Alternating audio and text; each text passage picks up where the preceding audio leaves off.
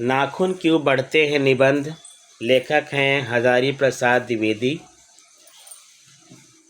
द्विवेदी जी का जन्म 1907 में भारत में हुआ, भारत के बलिया उत्तर प्रदेश में।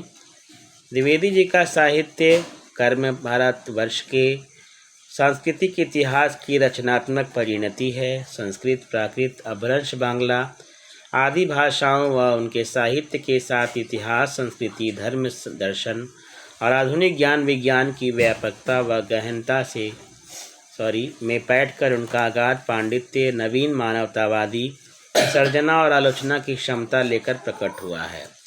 विज्ञान को बोध और पांडित्य की सहृदयता में ढाल कर एक ऐसा रचना संसार हमारे सामने उपस्थित करते हैं जो विचार की तेजस्विता, कथन के लालित्य और बंध की शास्त्रीयता का संगम है। इस प्रकार उनमें एक साथ कबीर, तुलसी और रविंद्रनाथ एकाकार हो उठे हैं। उनकी सांस्कृतिक दृष्टि अपूर्व है। उनके अनुसार भारतीय संस्कृति किसी एक जाति की देन नहीं, बल्कि समय समय पर उपस्थित अनेक जातियों के श्रेष्ठ साधनांशों के लवण नीर संजोग से विकसित हुई है। द्विवेदी जी की प्रमुख रचनाएं हैं अशोक के फूल, कल्पलता, विचार और तर्क, कुटज, विचार प्रवाह, आलोक पर्व, प्राचीन भारत के कलात्मक विनोद, निबंध संग्रह, बाणभट्ट की आत्मकथा, चारु चंद्रलेख, पुनर्नवा, अनामदास का पोथा उपन्यास, सूर साहित्य, कबीर, मध्यकालीन बोध का स्वरूप, नाथ संप्रदाय, कालिदास की ललित योजना, हिंदी साहित्य का आदिकाल, हिंदी साहित्य की भूमिका, हिंदी साहित्य उद्भव और विकास, आलोचना साहित्य इतिहास है ये। संदेश रासक, पृथ्वीराज रासो, नाथ सिद्धों की बानियाँ ग्रंथ संपादन है इनका। विश्व भारती शांति निकेतन पत्रिका का संपादन है ये। द्विवेदी जी को आलोक पर्व पर साहित्य अकादमी पुरस्कार, भारत सरकार द्वारा पद्म भूषण सम्मान एवं लखनऊ विश्वविद्यालय द्वारा डी.लिट की उपाधि मिली। वे काशी हिंदू विश्वविद्यालय, शांति निकेतन विश्वविद्यालय, चंडीगढ़ विश्वविद्यालय आदि में प्रोफेसर एवं प्रशासनिक पदों पर रहे। सन 1979 में दिल्ली में उनका निधन हो गया। हजारी प्रसाद द्विवेदी ग्रंथावली से लिए गए प्रस्तुत निबंध में, अर्थात आपका जो निबंध है नाखून क्यों बढ़ते हैं उसकी बात हम लोग कर रहे हैं। प्रख्यात लेखक और निबंधकार का मानववादी दृष्टिकोण प्रकट होता है। इस ललित निबंध में लेखक ने बार बार काटे जाने पर भी बढ़ जाने वाले नाखूनों के बहाने अत्यंत सहज शैली में सभ्यता और संस्कृति की विकास गाथा उद्घाटित कर दिखाई है। एक ओर नाखूनों का बढ़ना मनुष्य की आदिम पाशविक वृत्ति और संघर्ष चेतना का प्रमाण है, तो दूसरी ओर उन्हें बार बार काटते रहना और अलंकृत करते रहना मनुष्य के सौंदर्य बोध और सांस्कृतिक चेतना को भी निरूपित करता है। लेखक ने नाखूनों के बहाने मनोरंजक शैली में मानव सत्य का दिग्दर्शन कराने का सफल प्रयास किया है। यह निबंध नई पीढ़ी में सौंदर्य बोध, इतिहास, चेतना और सांस्कृतिक आत्मगौरव का भाव जगाता है।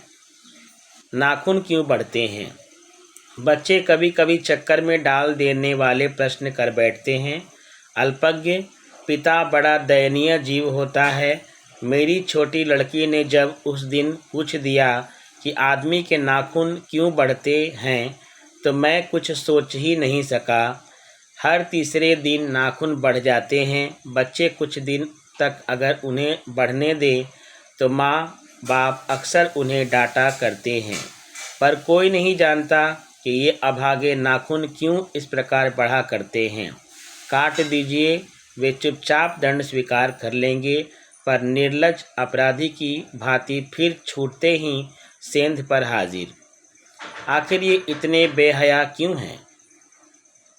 कुछ लाख ही वर्षों की बात है जब मनुष्य जंगली था, वन मानुष जैसा।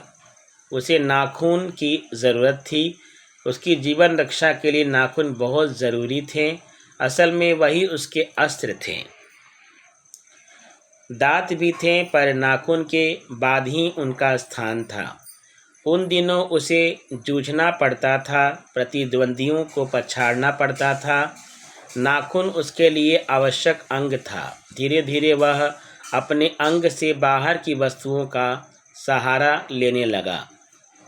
पत्थर के ढेले और पेड़ की डालें काम में लाने लगा। रामचंद्र जी की वानरी सेना के पास ऐसे ही अस्त्र थे। उसने हड्डियों के भी हथियार बनाए। इन हड्डियों के हथियारों में सबसे मजबूत और सबसे ऐतिहासिक था देवताओं के राजा का वज्र, जो दधीचि मुनि की हड्डियों से बना था। मनुष्य और आगे बढ़ा। उसने धातु के हथियार बनाए। जिनके पास लोहे के अस्त्र और शस्त्र थे वे विजयी हुए। देवताओं के राजा तक को मनुष्यों के राजा से इसलिए सहायता लेनी पड़ती थी कि मनुष्यों के पास लोहे के अस्त्र थे। असुरों के पास अनेक विद्याएं थी पर लोहे के अस्त्र नहीं थे, शायद घोड़े भी नहीं थे। आर्यों के पास ये दोनों चीज़ें थीं। आर्य विजयी हुए। फिर इतिहास अपनी गति से बढ़ता गया। नाग हारे, सुपर्ण हारे, यक्ष हारे, गंधर्व हारे, असुर हारे, राक्षस हारे। लोहे के अस्त्रों ने बाजी मार ली। इतिहास आगे बढ़ा। पलीते वाली बंदूकों ने, कारतूसों ने, तोपों ने, बमों ने, बम वर्षक वायुयानों ने इतिहास को किस कीचड़ भरे घाट तक घसीटा है, यह सबको मालूम है।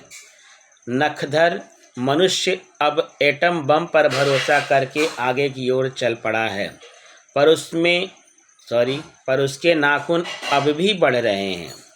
अब भी प्रकृति मनुष्य को उसके भीतर वाले अस्त्र से वंचित नहीं कर रही है। अब भी वह याद दिला देती है कि तुम्हारे नाखून को भुलाया नहीं जा सकता। तुम वही लाख वर्ष के पहले के नख दंतावलंबी जीव हो, पशु के साथ एक ही सतह पर विचरण करने वाले और चरने वाले। ततः किम, मैं हैरान होकर सोचता हूँ कि मनुष्य आज अपने बच्चों को नाखून ना काटने के लिए डांटता है। किसी दिन कुछ थोड़े लाख वर्ष पूर्व वह अपने बच्चों को नाखून नष्ट करने पर डांटता रहा होगा। लेकिन प्रकृति है कि वह अब भी नाखून को जिलाए जा रही है, और मनुष्य है कि वह अब भी उसे काटे जा रहा है। वे कमबख्त रोज बढ़ते हैं क्योंकि वे अंधे हैं, नहीं जानते कि मनुष्य को इससे कोटि कोटि गुना शक्तिशाली अस्त्र मिल चुका है। मुझे ऐसा लगता है कि मनुष्य अब नाखून को नहीं चाहता। उसके भीतर बर्बर युग का कोई अवशेष रह जाए, यह उसे असहनीय है। लेकिन यह भी कैसे कहूँ, नाखून काटने से क्या होता है? मनुष्य की बर्बरता घटी कहाँ है? वह तो बढ़ती ही जा रही है। मनुष्य के इतिहास में हिरोशिमा का हत्याकांड बार बार थोड़ी ही हुआ है। यह तो उसका नवीनतम रूप है। मैं मनुष्य के नाखून की ओर देखता हूँ तो कभी कभी निराश हो जाता हूँ। यह उसकी भयंकर पाशवी वृत्ति के जीवंत प्रतीक हैं। मनुष्य की पशुता को जितनी बार भी हो काट दो, वह मरना नहीं जानती। कुछ हजार साल पहले मनुष्य ने नाखून को सुकुमार विनोदों के लिए उपयोग में लाना शुरू किया। वात्स्यायन के कामसूत्र से पता चलता है कि आज से 2000 वर्ष पहले का भारतवासी नाखूनों को जम के संवारता था। उनकी काटने की कला काफ़ी मनोरंजक बताई गई है। त्रिकोण, वर्तुलाकार, चंद्राकार, दंतुल आदि विविध आकृतियों के नाखून उन दिनों विलासी नागरिकों के ना जाने किस काम आया करते थे। उनको सिकथक अर्थात मोम और लकतक अर्थात आलता से यत्नपूर्वक रगड़कर लाल और चिकना बनाया जाता था। गौड़ देश के लोग उन दिनों बड़े बड़े नखों को पसंद करते थे और दाक्षिणात्य लोग छोटे नखों को। अपनी अपनी रुचि है, देश की भी और काल की भी, लेकिन समस्त अधोगामिनी वृत्तियों को और नीचे खींचने वाली वस्तुओं को भारतवर्ष ने मनुष्योचित बनाया है। यह बात चाहूँ भी तो भूल नहीं सकता। मानव शरीर का अध्ययन करने वाले प्राणी वे विज्ञानियों का निश्चित मत है कि मानव चित्त की भांति मानव शरीर में भी बहुत सी अभ्यास जन्य सहज वृत्तियाँ रह गई हैं, दीर्घकाल तक उनकी आवश्यकता रही है। अतएव शरीर ने अपने भीतर एक ऐसा गुण पैदा कर लिया है कि ये वृत्तियाँ अनायास ही और शरीर के अनजाने में भी अपने आप काम करती हैं। नाखून का बढ़ना उसमें से एक है, केश का बढ़ना दूसरा, दांत का दोबारा उठना तीसरा, पलकों का गिरना चौथा है। और असल में सहजात वृत्तियां अनजान स्मृतियों को ही कहते हैं। हमारी भाषा में इसके उदाहरण मिलते हैं। अगर आदमी अपने शरीर की, मन की और वाक की अनायास घटने वाली वृत्तियों के विषय में विचार करे तो उसे अपनी वास्तविकता प्रवृत्ति पहचानने में बहुत सहायता मिले। पर सोचता कौन है? सोचना तो क्या, उसे इतना भी पता नहीं चलता कि उसके भीतर नख बढ़ा लेने की जो सहजात वृत्ति है वह उसके पशुत्व का प्रमाण है। उन्हें काटने की जो प्रवृत्ति है वह उसकी मनुष्यता की निशानी है। यद्यपि पशुत्व के चिन्ह उसके भीतर रह गए हैं, पर वह पशुत्व को छोड़ चुका है। पशु बनकर वह आगे नहीं बढ़ सकता, उसे कोई और रास्ता खोजना चाहिए। अस्त्र बढ़ाने की प्रवृत्ति मनुष्यता की विरोधिनी है। मेरा मन पूछता है किस ओर? मनुष्य किस ओर बढ़ रहा है? पशुता की ओर या मनुष्यता की ओर? अस्त्र बढ़ाने की ओर या अस्त्र काटने की ओर? मेरी निर्बोध बालिका ने मानो मनुष्य जाति से ही प्रश्न किया है, जानते हो नाखून क्यों बढ़ते हैं? यह हमारी पशुता के अवशेष हैं। मैं भी पूछता हूँ, जानते हो यह अस्त्र शस्त्र क्यों बढ़ रहे हैं? ये हमारी पशुता की निशानी है। भारतीय भाषाओं में प्रायः ही अंग्रेजी के इंडिपेंडेंस शब्द का समानार्थक शब्द नहीं व्यवहार होता। 15 अगस्त को जब अंग्रेज़ी भाषा के पत्र इंडिपेंडेंस की घोषणा कर रहे थे, देशी भाषा के पत्र स्वाधीनता दिवस की चर्चा कर रहे थे। इंडिपेंडेंस का अर्थ है अनधीनता या किसी की अधीनता का भाव, पर स्वाधीनता शब्द का अर्थ है अपने ही अधीन रहना। अंग्रेजी में कहना हो तो सेल्फ डिपेंडेंस कह सकते हैं। मैं कभी कभी सोचता हूँ कि इतने दिनों तक अंग्रेजी की अनुवर्तिता करने के बाद भी भारतवर्ष इंडिपेंडेंस को अनधीनता क्यों नहीं कह सका। उसने अपनी आज़ादी के जितने भी नामकरण किए, स्वतंत्रता, स्वराज्य, स्वाधीनता, उन सब में स्व का बंधन अवश्य रखा। यह क्या संयोग की बात है, या हमारी समूची परंपरा ही अनजाने में हमारी भाषा के द्वारा प्रकट होती रही है। मुझे प्राणी विज्ञानी की बात फिर याद आती है। सहजात वृत्ति अनजानी स्मृतियों का ही नाम है। स्वराज होने के बाद स्वभावतः ही हमारे नेता और विचारशील नागरिक सोचने लगे हैं कि इस देश को सच्चे अर्थ में सुखी कैसे बनाया जाए। हमारे देश के लोग पहली बार यह सोचने लगे हों, ऐसी बात नहीं। हमारा इतिहास बहुत पुराना है। हमारे शास्त्रों में इस समस्या को नाना भावों और नाना पहलुओं से विचारा गया है। हम कोई नौसिखिए नहीं हैं जो रातों रात अनजान जंगल में पहुंचकर आरक्षित छोड़ दिए गए हों। हमारी परंपरा महिमामयी, उत्तराधिकार विपुल और संस्कार उज्ज्वल है। हमारे अनजाने में भी ये बातें एक खास दिशा में सोचने की प्रेरणा देती हैं। यह ज़रूर है कि परिस्थितियाँ बदल गई हैं, उपकरण नए हो गए और उलझनों की मात्रा भी बहुत बढ़ गई, पर मूल समस्याएं बहुत अधिक नहीं बदली। भारतीय चित्त जो आज भी अनधीनता के रूप में ना सोचकर स्वाधीनता के रूप में सोचता है, वह हमारे दीर्घकालीन संस्कारों का फल है। वह स्व के बंधन को आसानी से छोड़ नहीं सकता। अपने आप पर अपने आपके द्वारा लगाया गया बंधन हमारी संस्कृति की भी बड़ी भारी विशेषता है। मैं ऐसा तो नहीं मानता कि जो कुछ हमारा पुराना है, जो कुछ हमारा विशेष है, उससे हम चिपटे ही रहें। पुराने का मोह सब समय वांछनीय ही नहीं होता। मरे बच्चे को गोद में दबाए रहने वाली बंदरिया मनुष्य का आदर्श नहीं बन सकती। परंतु मैं ऐसा ही नहीं सोच सकता कि हम नई अनुसंधित्सा के नशे में चूर होकर अपना सर्वस्व खो दें। कालिदास ने कहा था, सब पुराने अच्छे नहीं होते, सब नए खराब ही नहीं होते।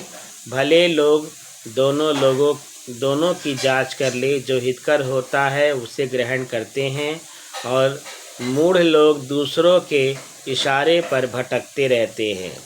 तो हमें परीक्षा करके हित कर बात सोच लेनी होगी, और अगर हमारे पूर्व संचित भंडार में वह हितकर वस्तु निकल जाए या आवे तो इससे बढ़कर और क्या हो सकता है। जातियां इस देश में अनेक आई हैं, लड़ती झगड़ती भी रही हैं, फिर प्रेम पूर्वक बस भी गई। सभ्यता की नाना सीढ़ियों पर खड़ी और नाना और मुख करके चलने वाली इन जातियों के लिए एक सामान्य धर्म खोज निकालना कोई सहज बात नहीं थी। भारतवर्ष के ऋषियों ने अनेक प्रकार से समस्या को सुलझाने की कोशिश की थी, पर एक बात उन्होंने लक्ष्य की थी, समस्त वर्णों और समस्त जातियों का एक आदर्श समान आदर्श भी है, वह है अपने ही बंधनों से अपने को बांधना। मनुष्य पशु से किस बात से भिन्न है? आहार, निद्रा आदि पशु सुलभ स्वभाव उसके ठीक वैसे ही हैं जैसे अन्य प्राणियों के, लेकिन वह फिर भी पशु से भिन्न है। उसमें संयम है, दूसरों के सुख दुख के प्रति संवेदना है, श्रद्धा है, तप है, त्याग है। वह मनुष्य के स्वभाव के उद्भावित बंधन है। इसलिए मनुष्य झगड़े को अपना आदर्श नहीं मानता। गुस्से में आकर चढ़ दौड़ने वाली अविवेकी को बुरा समझता है और वचन, मन और शरीर से किए गए असत्याचरण को गलत आवरण मानता है। यह किसी भी जाति या वर्ण या समुदाय का धर्म नहीं है, यह मनुष्य मात्र का धर्म है। महाभारत में इसलिए निर्वेद भाव, सत्य और क्रोध को सब वर्णों का समान धर्म कहा गया है। एतद्धि विततं श्रेष्ठतम सर्वभूतेषु भारत, तिवैरता महाराज सत्य क्रोध एवं च अन्यत्र। इसमें निरंतरता, दानशीलता को भी गिनाया गया है। गौतम ने ठीक ही कहा था कि मनुष्य की मनुष्यता यही है कि वह सबके दुख सुख का सहानुभूति के साथ देखता है। यह आत्म निर्मित बंधन ही मनुष्य को मनुष्य बनाता है। अहिंसा, सत्य और अक्रोध मूलक धर्म का मूल उत्स यही है। मुझे आश्चर्य होता है कि अनजान में भी हमारी भाषा में यह भाव कैसे रह गया है। लेकिन मुझे नाखून के बढ़ने पर आश्चर्य हुआ था। अज्ञान सर्वत्र आदमी को पछाड़ता है और आदमी है कि सदा उससे लोहा लेने को कमर कसे है। मनुष्य को सुख कैसे मिलेगा? बड़े बड़े नेता कहते हैं वस्तुओं की कमी है और मशीन बैठाओ और उत्पादन बढ़ाओ और धन की वृद्धि करो और बाहरी उपकरणों की ताकत बढ़ाओ। एक बूढ़ा था, उसने कहा था, बाहर नहीं भीतर की ओर देखो, हिंसा को मन से दूर करो, मिथ्या को हटाओ, क्रोध और द्वेष को दूर करो, लोक के लिए कष्ट सहो, आराम की बात मत सोचो, प्रेम की बात सोचो, आत्म दोषण की बात सोचो, काम करने की बात सोचो। उसने कहा प्रेम ही बड़ी चीज़ है क्योंकि वह हमारे भीतर है। उच्च श्रृंखलता पशु की प्रवृत्ति है, स्व का बंधन मनुष्य का स्वभाव है। बूढ़े की बात अच्छी लगी या नहीं पता नहीं, उसे गोली मार दी गई। आदमी के नाखून बढ़ने की प्रवृत्ति ही हावी हुई। मैं हैरान होकर सोचता हूँ बूढ़े ने कितनी गहराई में बैठकर मनुष्य की वास्तविक चरितार्थता का पता लगाया था। ऐसा कोई दिन आ सकता है जबकि मनुष्य के नाखूनों का बढ़ना बंद हो जाएगा। प्राणी शास्त्रियों का ऐसा अनुमान है कि मनुष्य का अनावश्यक अंग उसी प्रकार झड़ जाएगा जिस प्रकार उसकी मूछ झड़ गई है।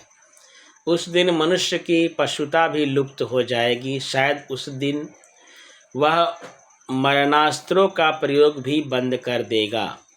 तब तक इस बात से छोटे बच्चों को परिचित करा देना वांछनीय जान पड़ता है कि मनुष्य की अपनी इच्छा है, अपना आदर्श है। बृहत्तर जीवन में अस्त्र शस्त्रों का बढ़ने देना मनुष्य की अपनी इच्छा की निशानी है और उनकी बाढ़ को रोकना मनुष्यत्व का तकाजा है। मनुष्य में जो घृणा है, जो अनायास बिना सिखाए आ जाती है, वह पशुत्व का द्योतक है। और अपने को संयत रखना, दूसरों के मनोभावों का आदर करना मनुष्य का स्वधर्म है।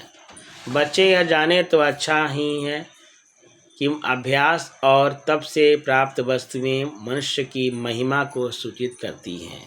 सफलता और चरितार्थ में अंतर है। मनुष्य मरणास्त्रों के संचयन से, बाहरी उपकरणों के बाहुल्य से उस वस्तु को पा भी सकता है जिसे उसने बड़े आडंबर के साथ सफलता नाम दे रखा है। परंतु मनुष्य की चरितार्थता प्रेम में है, मैत्री में है, त्याग में है। अपने को सबके मंगल के लिए निःशेष भाव से दे देने में है। नाखूनों का बढ़ना मनुष्य की उस अंध सहजात वृत्ति का परिणाम है जो उसके जीवन में सफलता ले आना चाहती है। उसको काट देना उस स्वनिर्धारित आत्मबंधन का फल है जो उसे चरितार्थता की ओर ले जाती है। कमबख्त बढ़ते हैं तो बढ़े, मनुष्य उन्हें बढ़ने नहीं देगा।